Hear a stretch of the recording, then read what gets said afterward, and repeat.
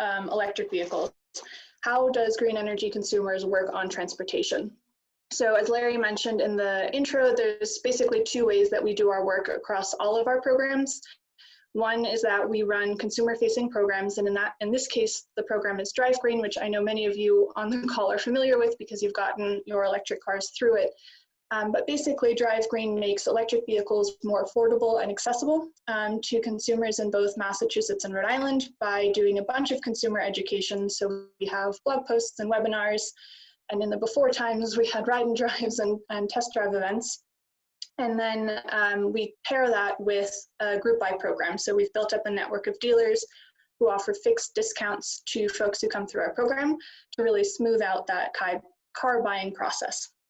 So we work on transportation through the Drive Green program, but we also take the learnings that we get by interacting with consumers and car dealers in the market to influence the advocacy that we do at the state and local level. So they're talking about that in greater detail in the advocacy breakout session, but we can absolutely touch on this in this conversation as well if folks are interested. And one thing I want to highlight from the get-go is that we see transportation electrification as not just being about passenger vehicles. That's where we can engage on the consumer side because people need to get around and they're purchasing technology and we want that technology to be electric. But particularly on the advocacy side of things, we really want to make anything that moves run on electricity. So that includes transit buses, school buses, medium and heavy duty vehicles, and trains and other things. So wanted to make sure that that is clear from the get-go. One quick reminder, why are we even talking about electrifying transportation? The main reason we got involved 4 years ago is the clear climate benefits of electric vehicles. And I'm putting up this chart intentionally because I think it's still not clear to enough people just how much cleaner electric cars are than gas-powered cars. So this is data from the Union of Concerned Scientists EV emissions tool that shows that if you're driving a electric vehicle in New England, if it's a plug-in hybrid, you're cutting your transportation emissions about in half compared to a gas-powered car. And if it's a battery electric, you're cutting them down by more than 3/4. And that is really incredible. It's really hard to reduce your emissions that much anywhere else in your life. And it's particularly important because transportation is now the largest source of greenhouse gas emissions in Massachusetts. I will make one shameless plug and intentional pun in that if you're driving a battery electric vehicle and you've chosen 100% local renewable energy, either by being a member of our Green Powered program or by opting up to 100% through a green municipal aggregation in your community, you've brought your transportation emissions all the way down to zero, which we think is particularly exciting. Because we're in COVID times and everybody is thinking about lungs and air pollution, I want to highlight that there are significant public health benefits to electrifying transportation as well, which is yet another reason why we are pushing so hard on this, and also highlight that the harm caused by burning gasoline and diesel for transportation is not equitably distributed. So we think electrification is another strategy to address that inequity. Before we get to sort of the details of what we're doing to accelerate the transition to electric vehicles, I want to zoom way out and talk about a little bit where we are in this transition. Analysts generally agree that we are moving towards electric vehicles, and we're going to get there because they're a better product. They already have lower fuel and maintenance costs than gas-powered cars. And right now what's holding mass adoption back is largely the upfront cost. So electric vehicles cost more to produce right now, and it's largely because of the cost of the lithium-ion battery packs. And generally, the understanding is that once we reach cost parity between an electric vehicle and a gas-powered car, that will sort of open up the floodgates and mass adoption of electric vehicles will begin. And that point is really dependent on these battery prices. So this is one of our favorite graphs from Bloomberg New Energy Finance that shows the drop that we've seen in lithium-ion battery pack prices, since 2010. And it's been really quite an incredible cost reduction curve. Generally, the understanding is that we will reach that point of cost parity sometime in the 2020s. Different analysts say different dates, but most agree that the tipping point is when a battery pack can be produced for $100 per kilowatt hour. And some of you might have seen that Volkswagen actually recently announced that they're already purchasing battery packs at that price. So the tipping point is coming, it's coming soon. It's just not coming fast enough for what we know we need to fight climate change. And that's where we come in. So we've kind of taken what we do and put it into a couple of buckets of things that we're doing to speed the transition to electric vehicles. And this is kind of where I'd like to start our conversation. And so there are a couple of things that we're working on in different ways. Consumer education is huge. There is so much confusion out there about the benefits of electric vehicles or how charging works, and lots of other things. And we address that in the education work that we do through the Drive Green program with the blog posts and the webinars and the ride and drives and all that. We also know that the upfront costs of EVs are still holding folks back, so we address that both with the Drive Green program and by advocating for a strong consumer rebate in Massachusetts through the More EV program and other policies that can support EV adoption. We know that we need a stronger or more visible public charging network. People are worried about making long trips in their electric vehicles, so we know we need to build out charging to support that. This is something we work on more on the advocacy side of things by intervening in support of the utilities plans to help build out charging infrastructure and address some of the other barriers there. We also know that commercial fleets will largely lead the transition on EVs because fleet operators tend to think more in terms of total cost of ownership than individual consumers. So we're seeing that bus electrification is happening at a quicker pace than individual vehicle electrification. So that's something we're keeping an eye on and hoping to support in Massachusetts on the advocacy side. And finally, and this is not necessarily intuitive, rate design is an important part of this transition. The operational costs of EVs can be brought down even further. And we can manage our electric grid even more efficiently if we more accurately priced electricity. So this is something we can talk about at length on the advocacy side if you're interested in getting into the nitty-gritty of that. So finally, one thing that underlies all of these things is that we need more funding. We need a lot more funding to make the transition happen quickly and happen equitably. And on that front, we're big supporters of the Transportation and Climate Initiative, or TCI, which would basically put a cap on emissions regionally and generate revenue that each of the states participating in this compact can direct towards clean transportation.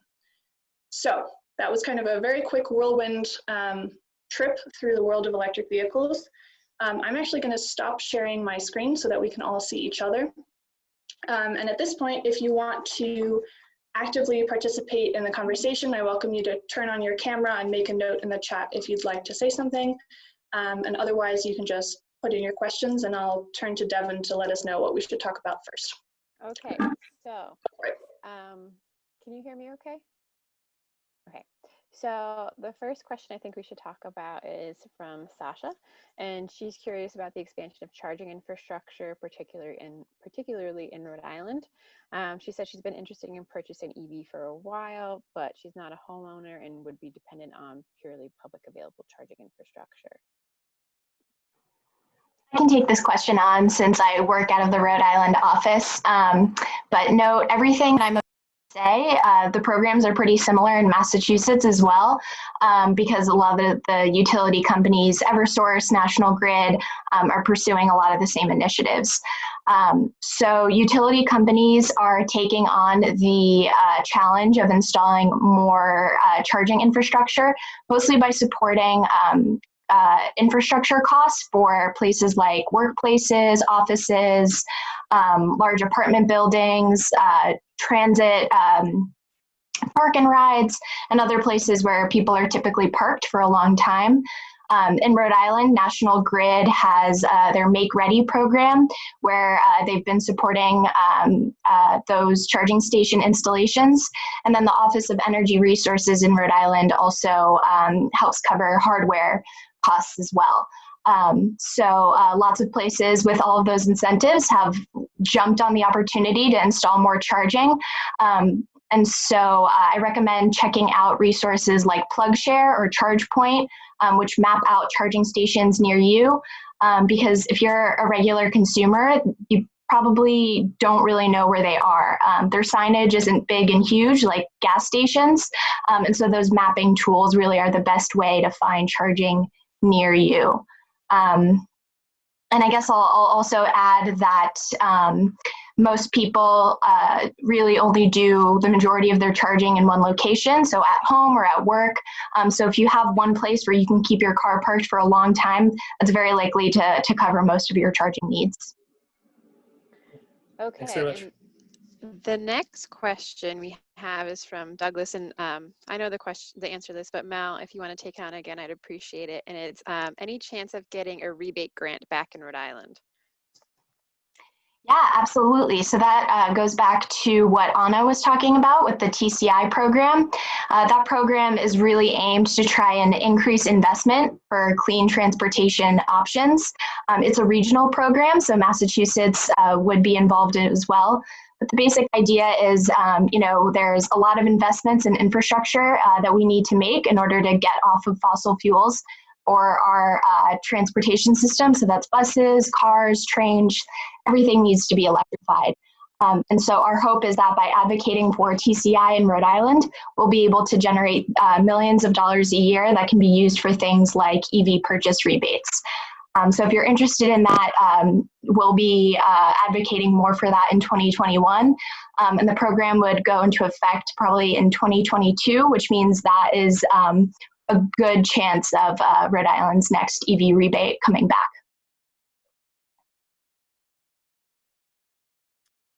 Okay. Devin, I'm going to jump in real quick.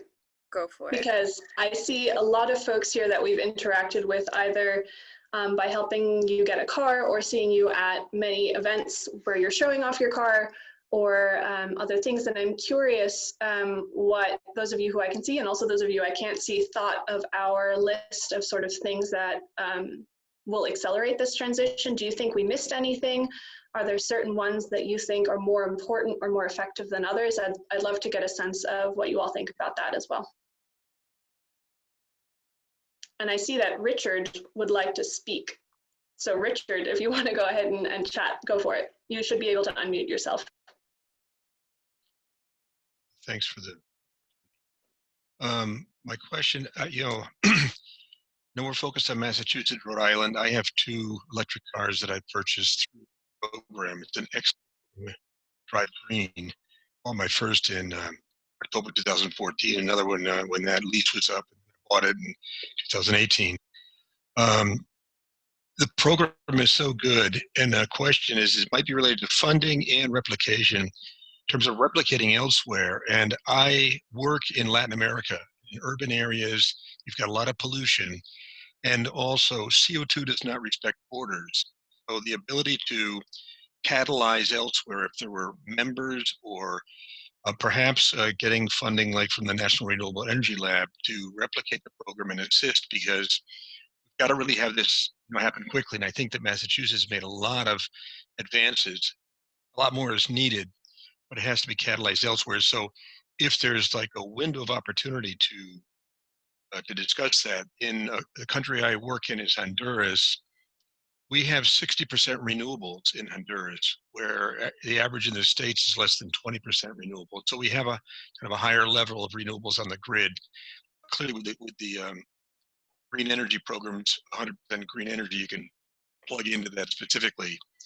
But I just wanted to mention that because as we try and address this globally, there's also an equity issue, because whereas the per capita carbon dioxide output by on the average in Americans is 16 metric tons annually, it's only 1 for a Honduran. And so historically, the United States has greatest amount of carbon dioxide emissions historically.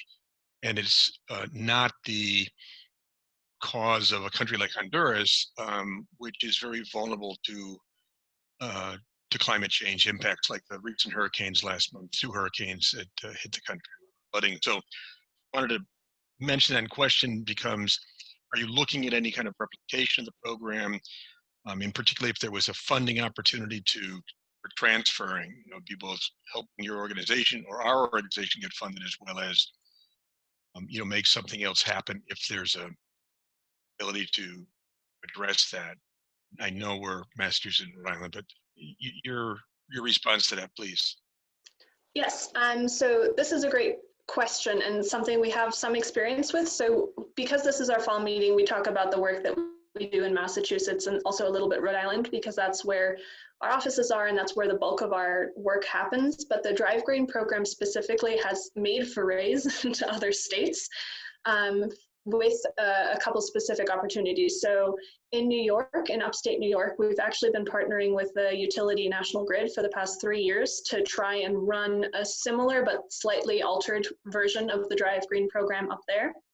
And we're also currently running a similar program, but branded as Electrify Your Ride Virginia, in partnership with a nonprofit called Generation 180 in Virginia Clean Cities.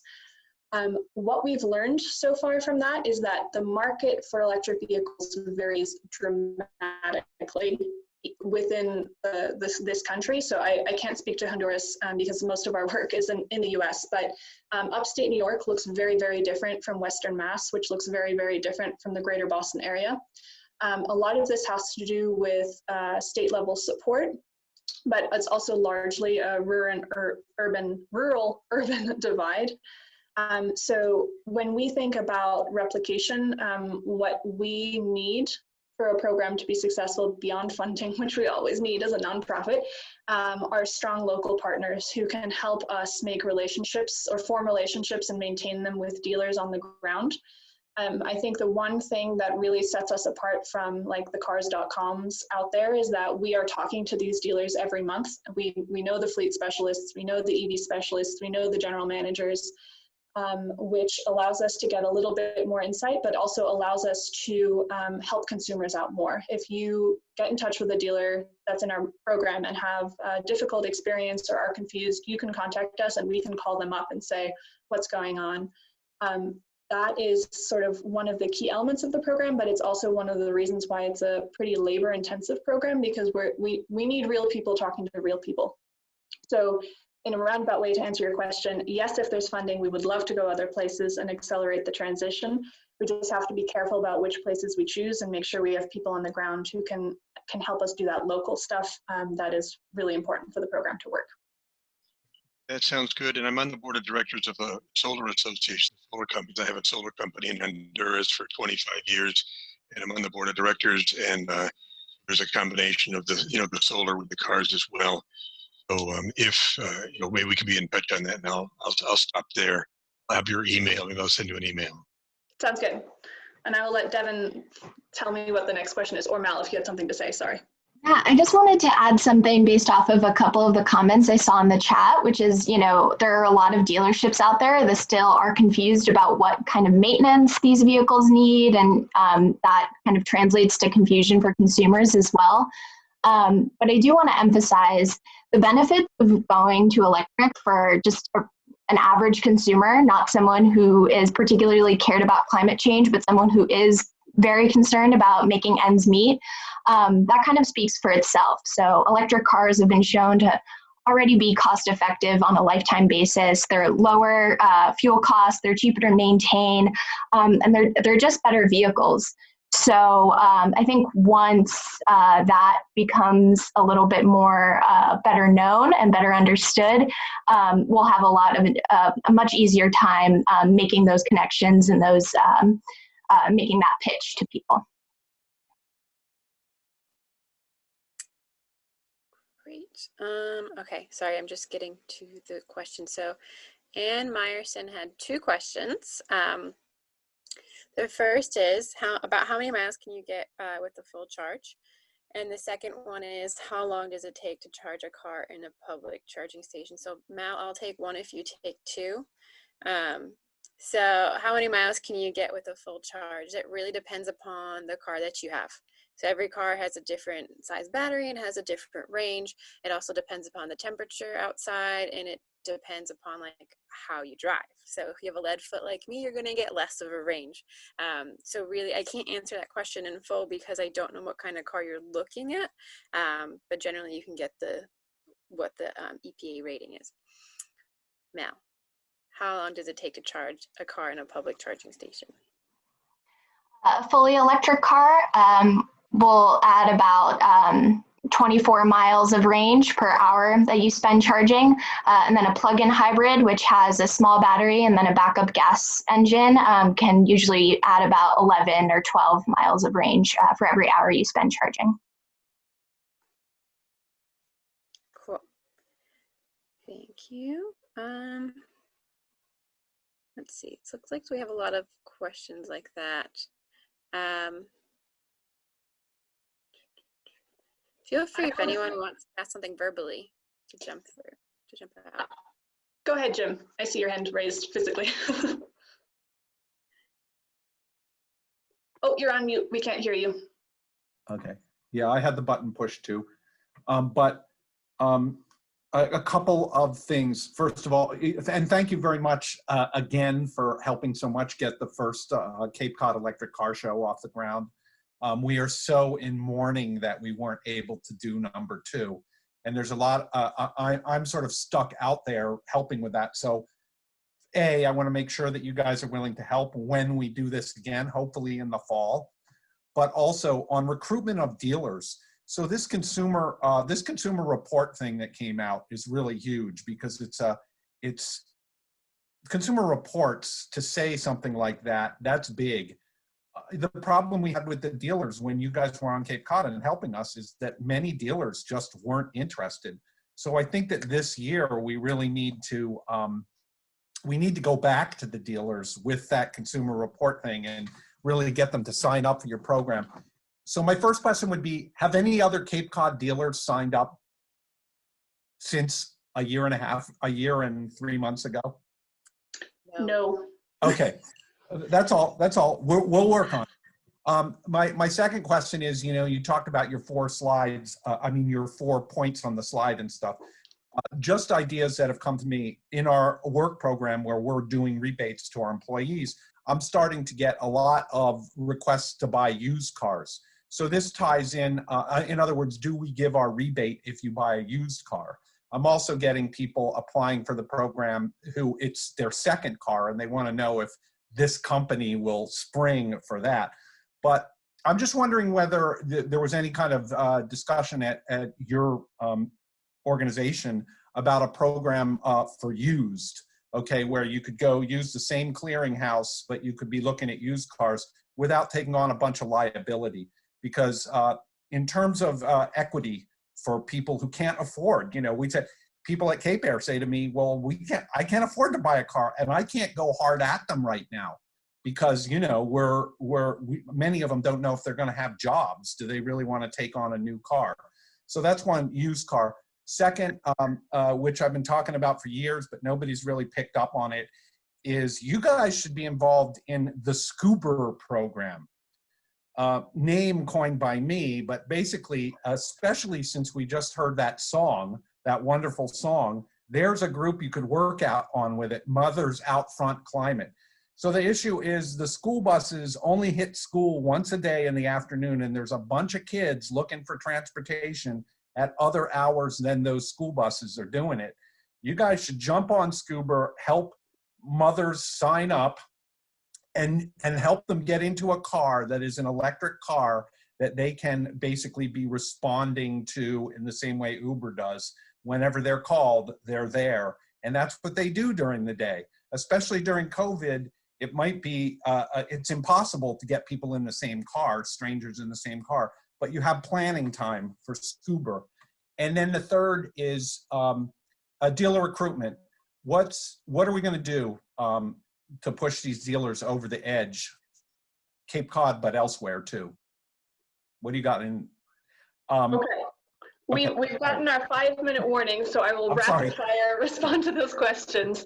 But they're excellent questions, and they're the ones that we're grappling with too. So first, on used cars, we've actually expanded our program to cover used cars in the past year, thanks to generous funding from the Mass Clean Energy Centers. So we now have a clearinghouse basically where we post the used cars that dealers in our network have on the lot. We don't have fixed discounts for them because it's really hard to prove what a fixed discount is on a used car, but it is a one-stop shop where you can go and you can say, okay, I'm interested in a plug-in hybrid that's used, what do you have? So that's something that we've been working on building out in the past year. On the advocacy side, we are actually a definite fan of offering rebates to folks who buy used cars.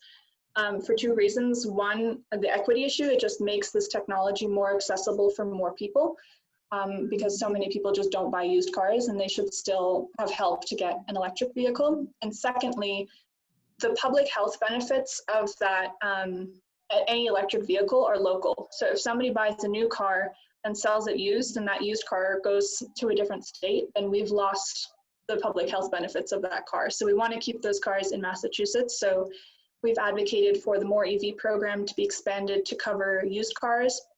And that's something they're actively thinking about, and we'll have some sort of announcement at the beginning of January. So that's the used car question, hooray.